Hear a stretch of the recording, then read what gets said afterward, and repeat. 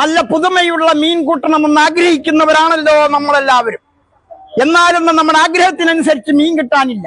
ഇനി കപ്പൽ പറഞ്ഞാലും ശരി, ട്രോളിംഗ് വന്നാലും ശരി, ബാക്കി എന്ത് നിരോധനം വന്നാലും ശരി, നല്ല പിടയ്ക്കുന്ന മീൻ കൂട്ടണമെന്ന ആഗ്രഹം മനസ്സിൽ സൂക്ഷിച്ച് നടക്കേണ്ട കാര്യമില്ല. വരിക, വാങ്ങുക. ഞാനൊരു യന്ത്രമാണ് പരിചയപ്പെടുത്തുന്നത്. ഇതാണ് കുരുത്തി.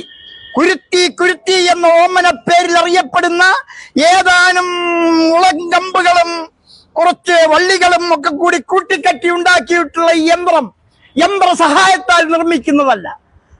എന്റെ കുട്ടികളും കെട്ടിയോടും അടക്കം നാട്ടിലുള്ള സഹോദരിമാരുടെ സഹായത്താലാണ് ഈ യന്ത്രം നിർമ്മിക്കുന്നത്. ഇത് നിങ്ങൾ വാങ്ങുമ്പോൾ നിങ്ങൾക്ക് മീൻ പിടിക്കാൻ ശാസ്ത്രീയമായി പരിചയമുണ്ടാകണമെന്നില്ല. ആർക്ക് വേണമെങ്കിലും വന്ന് വാങ്ങിക്കാം. ഒരു പരിശീലനത്തിന്റെയും ആവശ്യമില്ല.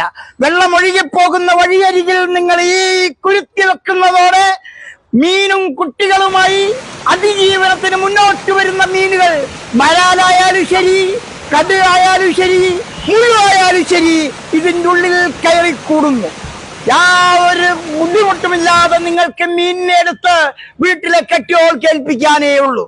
ശേഖരിക്കുന്ന മുള ചീന്തി അതിനെ ഇതുപോലുള്ള കോലുകളാക്കി മാറ്റി തമ്മിൽ കുട്ടിക്കെട്ടിയാണ് ഈ കുരുത്തി നിർമ്മിക്കുന്നത്.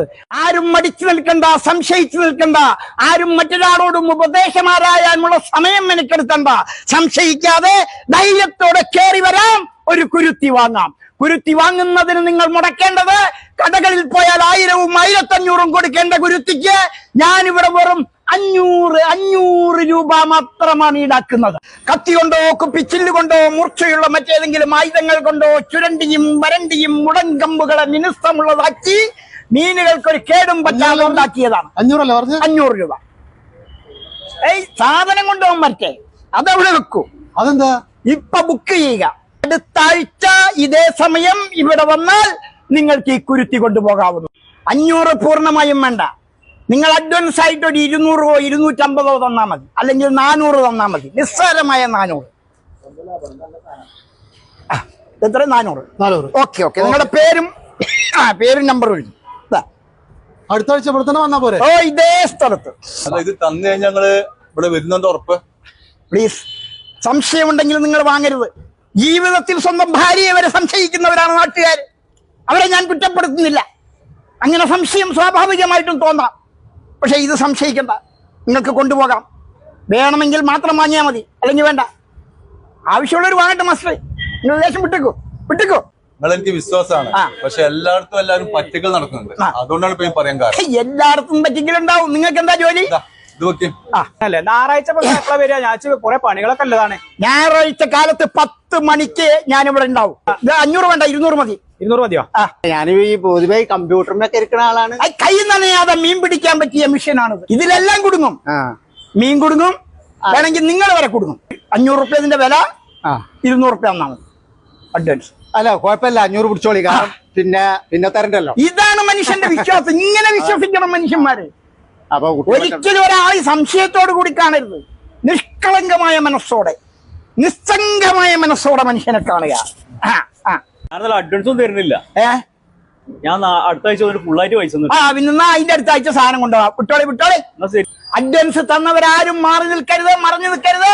നിങ്ങളെ കാത്തു നിൽക്കാൻ എനിക്ക് സമയമില്ല. ഞാനിവിടെ ബ്ലോക്ക്, കാലാവസ്ഥാ വ്യതിയാനം, ടോർപിഡോ ഇതൊക്കെ മറികടന്നിട്ടാണ് ഇവിടെ എത്തുക. ആ സമയത്ത് നിങ്ങളാരും മടിക്കരുത്, ശങ്കിക്കരുത്. നേരെ വരിക, സാധനം വാങ്ങുക, വീട്ടിൽ പോവുക. അപ്പൊ ഓക്കെ. ഇങ്ങനെയാണ് വെള്ളത്തിലിറങ്ങാതെ കൈ നനയാതെ മീൻ പിടിക്കുന്നത്.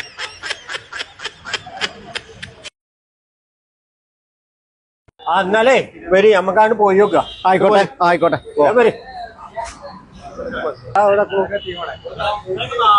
വയസ്സായ ഒരാളല്ലേ, പിന്നെ കുടിക്കാര് ഒക്കെപാടെ കൂടിയിട്ടാണ് ഇത് ഉണ്ടാക്കുന്നത്. പേര് നമ്മളെ പറ്റിക്കൊന്നുമില്ല. നല്ല പാവാണ്, വയസ്സായ ആളല്ലേ. വരും.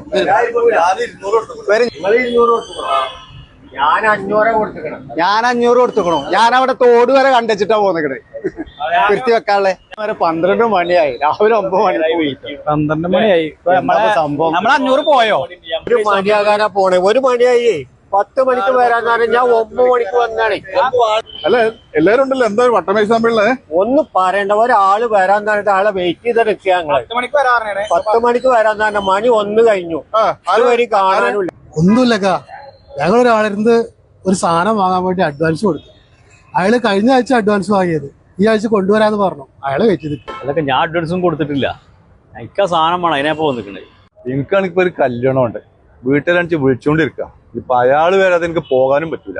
ഞാനാണെങ്കിൽ 500 കൊടുക്കുകയും ചെയ്തു. പെണ്ണുങ്ങളോട് ഇച്ചിരി മസാല കൂട്ടിക്കാനും പറഞ്ഞു. ചുരുക്കി പറഞ്ഞാലേ നമ്മളൊക്കെ ഇപ്പൊ ശശിയായിന്നാ തോന്നുന്നത്. ഇതാണ് മലയാളികളുടെ പ്രശ്നം.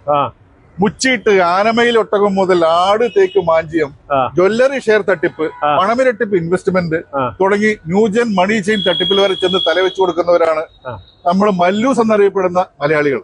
വഞ്ചിക്കപ്പെട്ട് രക്ഷിക്കണേ എന്നും പറഞ്ഞ് പറയുന്നവർ തന്നെ ഞങ്ങളെ പറ്റിക്കണേ എന്നും പറഞ്ഞ് വീണ്ടും വീണ്ടും തലയും കാലും വെച്ചു കൊടുക്കാൻ നിന്നാൽ നിയമപാലകർ എന്ത് ചെയ്യാനാ? സാക്ഷാൽ ദൈവം തമ്പുരാൻ വിചാരിച്ചാൽ പോലും നോ രക്ഷ. സത്യത്തില് അയാളുടെ കുരുത്തിപ്പെട്ടത് മീനുകളല്ല, നിങ്ങളെ പോലെയുള്ള വിവരവും വിദ്യാഭ്യാസമുള്ള ചെറുപ്പക്കാരാണ്, ആളുകളാണ്. ഈ പറ്റിക്കപ്പെടൽ തുറന്നുകൊണ്ടേയിരിക്കും. ഇതിലെല്ലാം കുടുങ്ങും. മീൻ കുടുങ്ങും, വേണമെങ്കിൽ നിങ്ങൾ വരെ കുടുങ്ങും.